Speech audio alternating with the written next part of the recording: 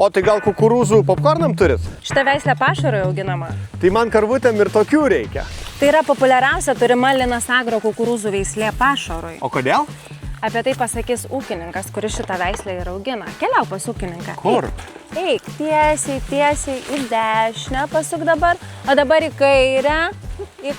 Gerai, einam surasim ūkininką, kažkur čia turėtų būti. O sveiki vyrai, nepasiklydot. Laikau apie 1000 gyvulių, virš 300 melžiamų karvių ir paskui prieauglis. Tai va, apie 1000 gyvulių turiu. Tai pats energingiausias ir pašaras, be kukurūzų pieno daug nepagaminsi. Mes su Linas Agro bendradarbiaujam ir atstovauja Darius ir šitą va, kukurūzų veislį Liberty. Tikrai jūs matot, va. 3 ant kukurūzų burbolių. Nu, fantastika. Nu.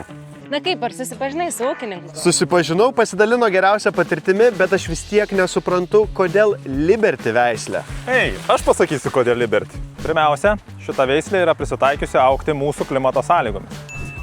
Puikus augalo aukščio ir burbuolės dydžio santykis. O svarbiausia, gaunama aukšta pašaro energetinė vertė. Gaila, popkornam netinka, bet dėl pašaro imu. Ir tu skambink į Linas Agro ir užsisakyk Liberty!